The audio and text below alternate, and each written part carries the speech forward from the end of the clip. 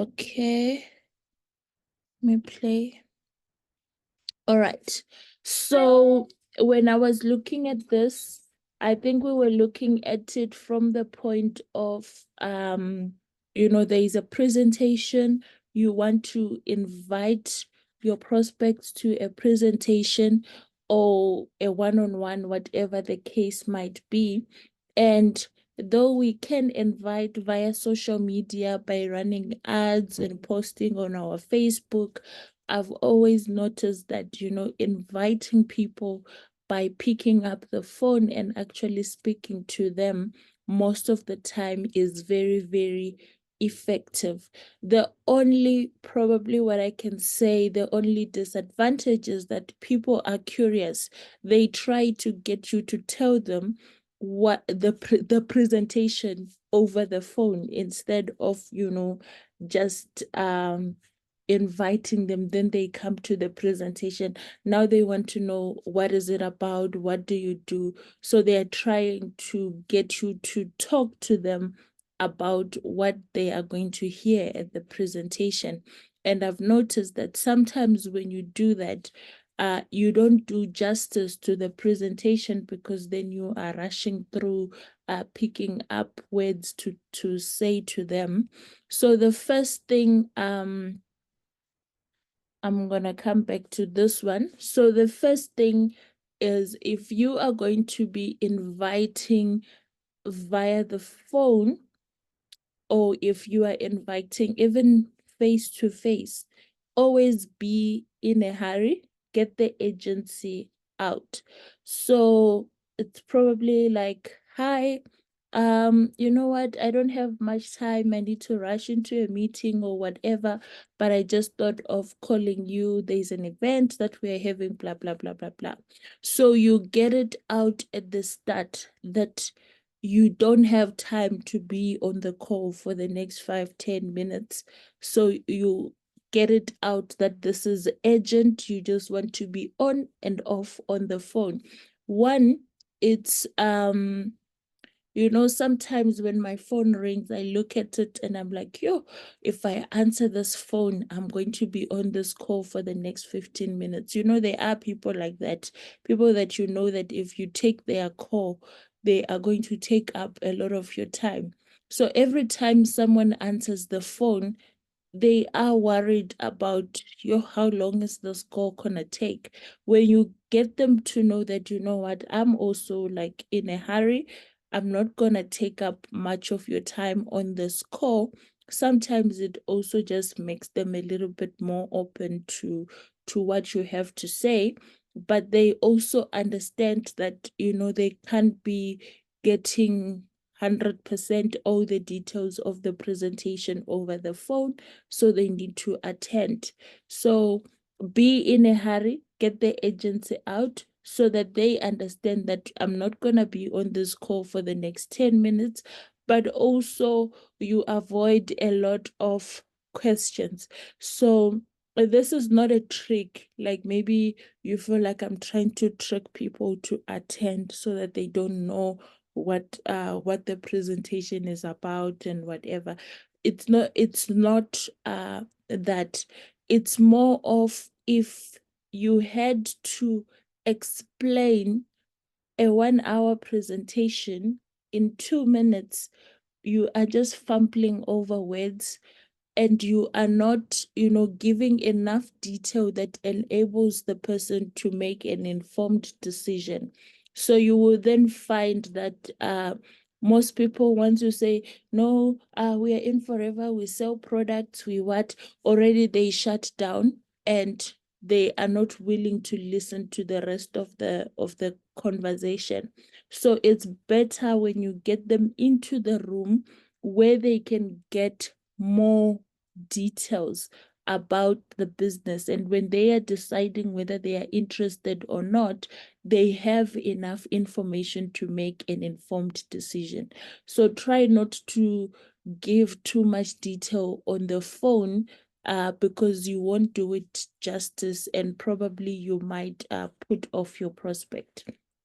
And the second thing is, start with a compliment. I think this is something that we always learn. So complimenting someone gets them to pay more attention to you. So that compliment would obviously depend on who you are calling, and try to be as genuine as possible. Don't just say something because you want to make the other person feel good. People know when you are being genuine and when you are just trying to get them to do whatever you want them to do. So let's say I am inviting um a friend of mine that is already in business. Maybe the compliment will be like, hi Carol, I've always seen that you're a very good business person. You've been able to start your business from scratch and you're doing very well. And there is a business opportunity that I would like you to look at. Or I don't know, it can be anything. It doesn't always have to be like a materialistic kind of comment. Of course, if you are in the mall and you are meeting people, strangers that you don't know, you probably don't know much information about them to tell them about how business minded or how financially literate they are or whatever. In that case, probably your comment will be, oh, hi, I love your dress, or whatever the case might be, always with a smile. But, complimenting someone makes them more positive towards whatever it is that you want them to listen to. And then you have to make the invitation. So you will be having flyers or a poster. On your poster, you have the details of the event, okay? And the way you invite them is based on the relationship that you have with the person that you are inviting. So we have three methods of inviting. We have the direct method, indirect, and super indirect. So direct is, I have something for you, and you use this for people that you have a relationship with, people that you know, because it goes something like, I know you said you were struggling with finding time for your family. Are you interested in reducing your working hours? If I send you something that could help, would you watch it? Or if I send you an invitation to one of the presentations that we are having, would you come through? So that is direct, because based on your relationship, you already know what this person is struggling with. So here you mentioned that they are struggling with, finding time for their family, probably because every time you talk, they are complaining about working hours and how they are always home late and then they don't get to spend time with their family. Or it could be financial. Maybe they are complaining about not having enough income. So you are being direct because you are addressing a problem that they have mentioned to you before. So I know you said you were struggling with, finances. The income that you're receiving is probably not enough to cover whatever, blah, blah, blah, blah, blah. I have a presentation that we are hosting for people who are looking to make extra income. If I send you the invite, would you come through? So that is direct method of contacting people. If it's something something that, oh sorry, if it's someone that you are not that close with, then you are probably using the indirect approach. So indirect approach is, you go to them either asking for advice or support, or you are asking them to analyze something. So I think we have a trial customer message that we have. That is sort of an indirect approach, because it says, I've started this thing. I have these products. Would you try them out and let me know what you think of the products? If you don't like them, you never have to purchase again. I think that's how the trial customer message is structured. similar to when you are inviting. That is indirect approach. So we have a business presentation that I would like you to check out for me, and maybe you can support me, or you can advise, or let me know what you think about the business. Okay, so you are inviting them to a presentation, but it's indirect because maybe there is no that relationship where you can directly tell them that, you know what, I know you are struggling with one, two, three, and I have something that can solve that. So that's an indirect approach. Then you have the super indirect approach. This approach we use for, I think we call it the chicken list, for those people that you know that are high up, probably you are scared to approach them, or people that have high ego, you know, people that would not ordinarily, you feel like they would not ordinarily look at something like network marketing as a business opportunity. So being super indirect, you are going to them and you are letting them know that this opportunity that I have probably isn't for you. But I do know that you are an influential person. Who do you know that may be interested? Let me know. There could be something in it for you. So by virtue of saying, I have this business opportunity, I know this isn't for you. Already, when you say that, what goes into the person's mind? If I come to you and I say, I have this wonderful business opportunity, but I know it's not for you. You start asking yourself, why does she think it's not for me? Why, if it's so wonderful, why can't I be part of it? So you get them to think it through themselves and decide on their own without you having to convince them to come and attend the business presentation. And even if they decide that they are not interested or they don't want to come, you have told them, or you have sort of what do you call it, you have put them in a place where, you know, you have stroked their ego a bit. And when you say, you know what, I know you're an influential person and you might know someone who's interested in the business, even if that person decides that they don't want to come to the presentation, they would probably give you to say, oh, okay, no, I know one, two, three people. Maybe these are their contacts. You can speak to them, or I will speak to them and get back to you. So you've given them, you have two things that could happen. Either they will attend and bring more people, or they are not going to attend, but they will still refer their network to you. So that is the super indirect approach.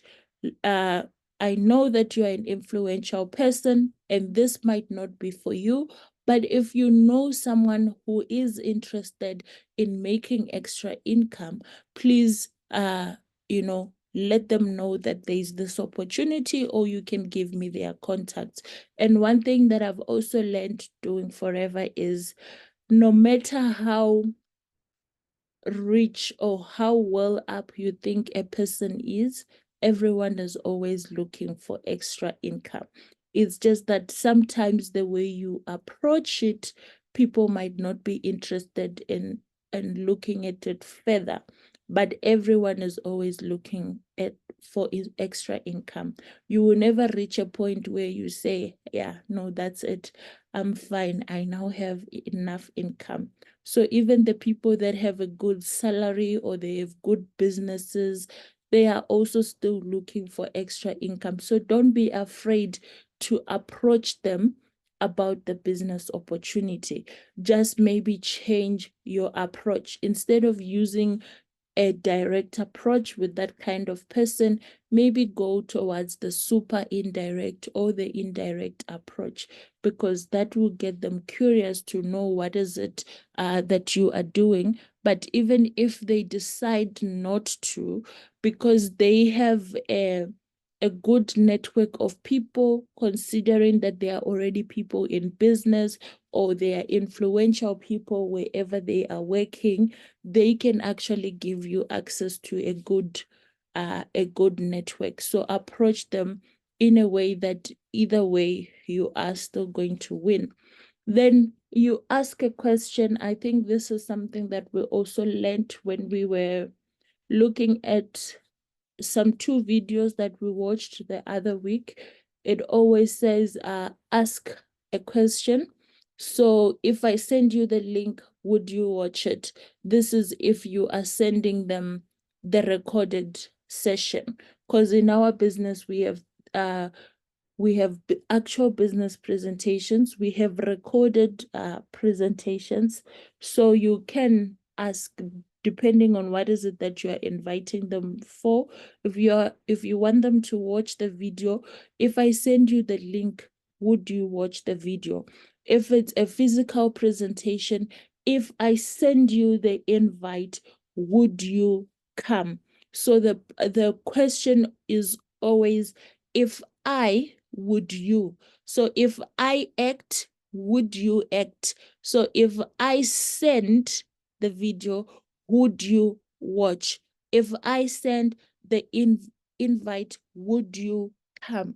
So there always has to be something that is happening on both sides. So on my side, I have to send you the invite. On your side, you have to watch the video or you have to attend. So there is an action part on both sides. If I, would you? Always structure your questions like that.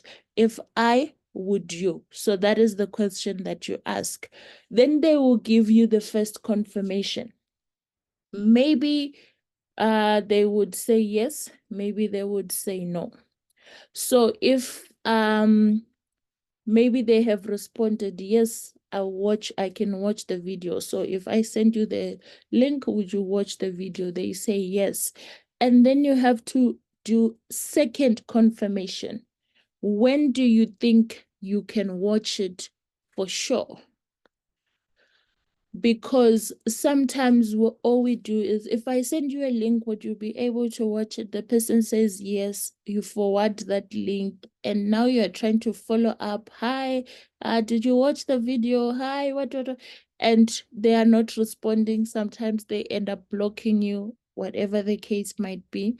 So after that confirmation of yes, you have to ask another question and wait for the response. So when do you think you could watch the video for sure? If it is presentations, like you are hosting presentations weekly, so which presentation could you attend? So you give them dates, because they said, if I send you an invite, would you come? Now you are asking them, when are you free? Which one would you be able to attend? You are giving them the dates and the specifics of the presentation so that they can confirm for you which one they are going to attend. And if it's a video, they confirm to say, okay, maybe I'm at work now, but I will be able to watch it later in the evening around 8. Then you do a follow-up question. So your prospect has replied that, you know what, I'll be able to watch the video around 8 when I get home. So now you are doing, it's called a follow-up question. So you ask them, if I call you at 9, do you think you would have watched the video? Of course, it depends with the time, but normally I feel like it's best to call them after, like a few minutes after they've finished watching the video. So you'll know that your video is 30 minutes, for example. If they watch it at 8, maybe you can call them at 9. Because if you then say, can I call you tomorrow at 12? They've watched the video now and then you want to call them hours later. Probably they don't even remember what they've watched and all of that. So make sure whatever time you are setting, it's within that time that they are going to watch the video. So if I call you at 8, do you think you would have watched the video? Yes. Okay, then I'll call you at 8. That way, when you are following up with them, or when you are, and following up is calling, when you are calling them at 8, it's not an intrusion of their time because they have already agreed to you calling them. But if you send them a video without that discussion of I will call you after you've watched the video at this time, and then now all of a sudden you are calling someone at 8 or whatever time it is, they feel like you are intruding on their personal space, or you are harassing them. Hey, this lady, she just sent me this video this afternoon, and now she's already calling me and sending me messages nonstop. So get them to commit to a time that they are going to watch the video and a time that you are going to call them back. Okay. So if I call you at 8, would you be done watching it? And then they confirm. If it is a physical presentation, you are getting more details. Okay, so you've sent them the invites that are there. They've confirmed to say, you know what, I can attend this one. Probably it starts at 2. You can then let them know to say, you know what, I will be at the venue by 12:30 or by 12, whatever time you're going to be at the venue. I'll be waiting for you. Maybe we can meet, have coffee, whatever, before the meeting, whatever the case might be, something to get them to just commit to coming. But iron out the details. So if they are coming on a Saturday, are they going to go to work in the morning? Are they sure that they're going to make the time? Or, can you bring your wife with if they are married? Or can you bring a friend? Whatever the case might be, but get them to, get more details about it so that on the day there are no excuses. Oh no, I had to go to work and then I'm not done, so I can make it. All of that, you iron out the details with them. Oh, okay, this presentation is happening at 6 on a Friday, and I know that you'll be at work in the morning. Are you sure that you're going to be able to finish on time in order to attend the presentation? And they will confirm yes, no, whatever they, but have like details to clarify. Then, because you have spoken to them, they have agreed to a certain time. This now relates to the video that you have sent them. They have agreed to say they would have watched the video at a certain time and you will call them at a certain time. Then you have to make that call at the time that you have agreed to call them. So you don't tell someone, I'm going to call you at 12, then you call them at 4. You make the call at the time that you have agreed to call them. And when you call them, you are just asking a few questions. First, you ask if they have already watched the video. If they haven't, or if they come up with a story of why they haven't, get a second confirmation to say, okay, that's fine. You haven't watched the video. When do you think you can watch it? And then I'll give you a call after. So that is if they haven't watched it. If they have, they will tell you that they have watched it.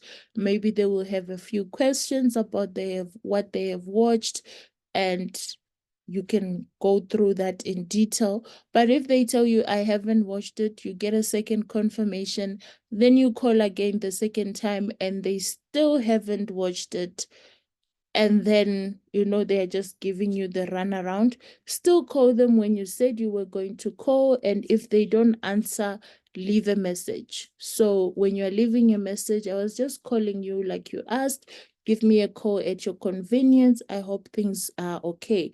If there is still no answer, you send another text message, but don't become that bothersome person. Sometimes you can see that, what, this person is putting me off. At that point, there is a message that I send to them. I don't know if it's a bit harsh but I do tell them, you know what, this is the last time I'll be contacting them. Probably they are busy, life gets in the way, or they may not be interested in the business, and they should let me know either way. And if they are still interested, then they should give me a call back. Okay.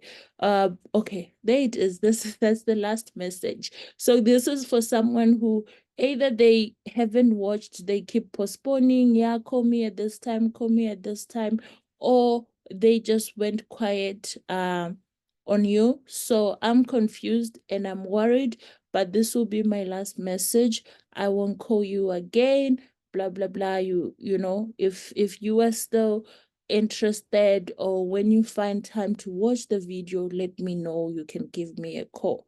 But you're just letting them know to say, you know what, we had agreed to this. I haven't received a response.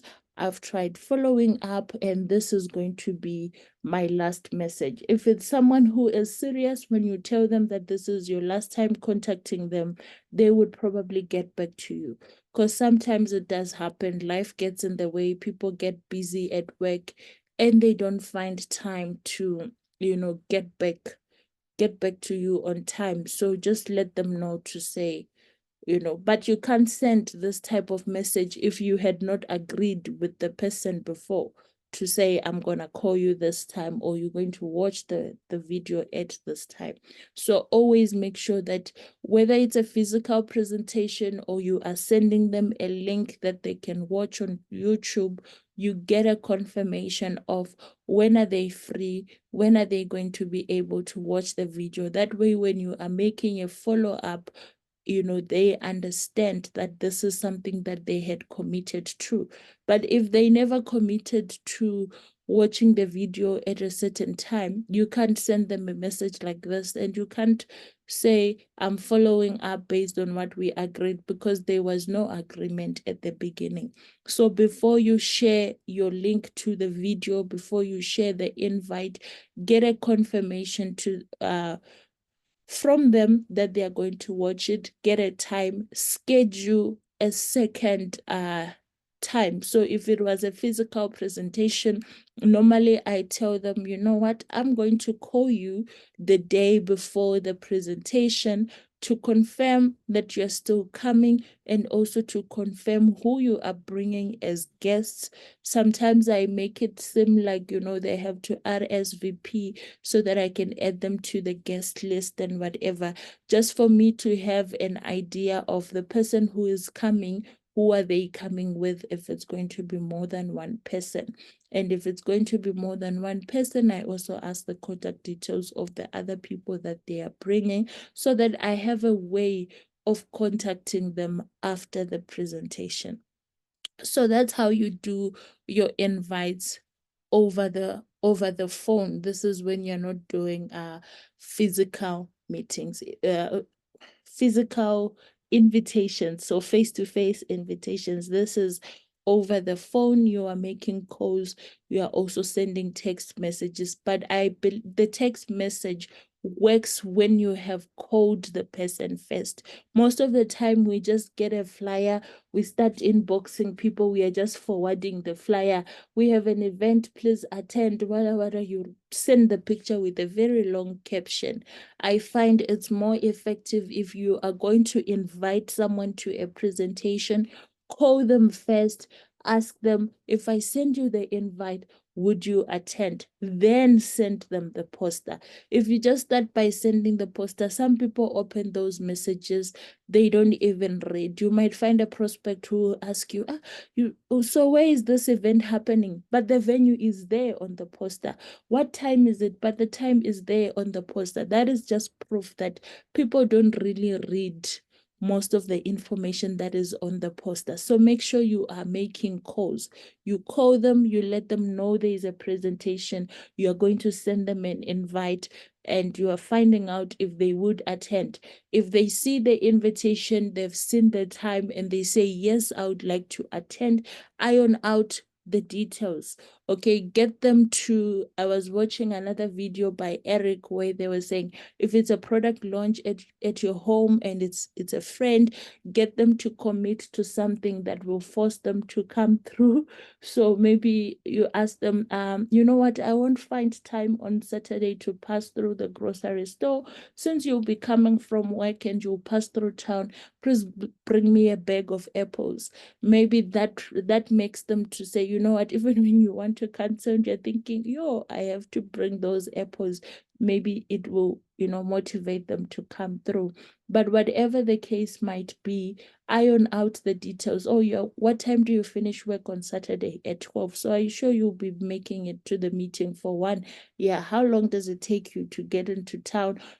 Because this is someone that maybe you can have like a little discussion around the details of them attending the event so that on the day nothing pops up. If it's someone who has kids, oh, do you have someone who's going to babysit the kids, blah blah blah, because sometimes maybe they forget all those details, they commit, and then they realize, yo, I can't go because I have kids and I don't know who to leave them with and all of that. So yeah, that is my 2 cents on the topic of making calls or inviting people to a physical meeting, or if you want them to watch a video. I hope you got a little bit of value from that. If you did, just let me know in the comments. If not, that's okay. Tomorrow we have Leader Yolandi. She's going to be doing a training with us. So please do make sure that you log in on time so that we are able to start on time. Otherwise, thank you so much for making the commitment of waking up today for the 5 a.m. session. I know it's getting cold and it's getting more and more difficult to wake up. So I do really appreciate you taking the time to wake up and show up for the sessions. We have less than 1 minute left. I wish you a very, very productive day today as we push our goals for June. You are welcome to exit the meeting.